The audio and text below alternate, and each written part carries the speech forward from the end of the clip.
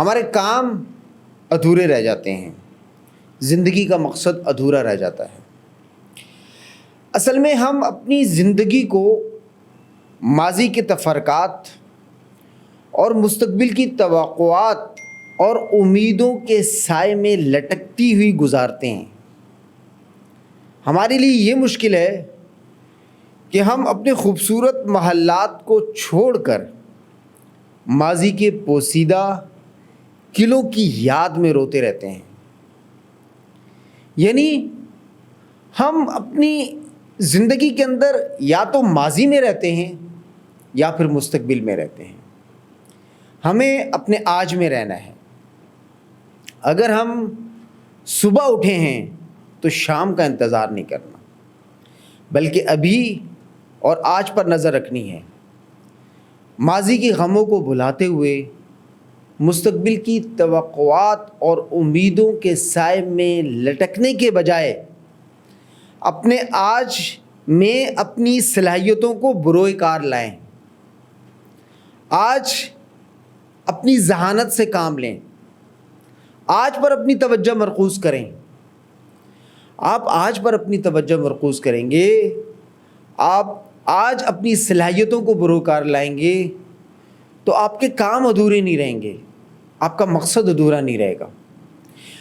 نماز ہمیں ہماری زندگی کے اندر ڈسپلن سکھاتی ہے۔ آپ صبح اٹھتے ہیں، فجر کی نماز پڑھتے ہیں۔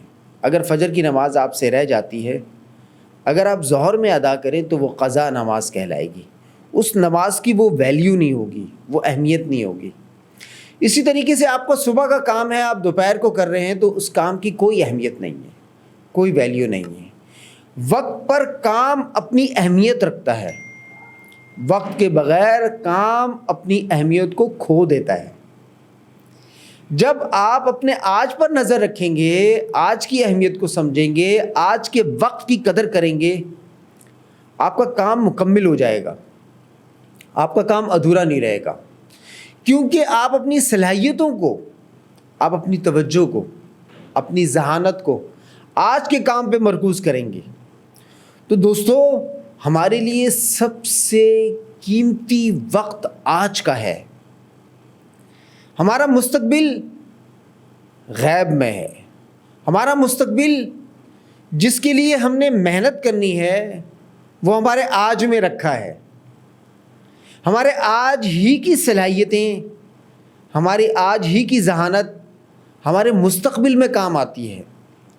آپ آج کی اہمیت کو سمجھیں گے، آج کے اندر موجود وقت کی اہمیت کو سمجھیں گے، اس کام کو کمپلیٹ کریں گے جو آج کا کام ہے، آپ کا مستقبل بہترین مستقبل بنے گا۔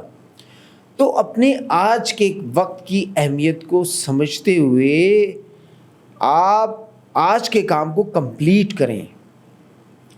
آپ اپنے آج کے وقت کو ضائع مت کریں، سستی اور کاہلی کی نظر مت کریں، بلکہ اپنے آج کو آپ اپنی زندگی کا آخری دن سمجھتے ہوئے اس دن کے اندر اپنے کام کو کمپلیٹ کرنے کے بارے میں ایک سوچ قائم کریں، ایک فکر قائم کریں۔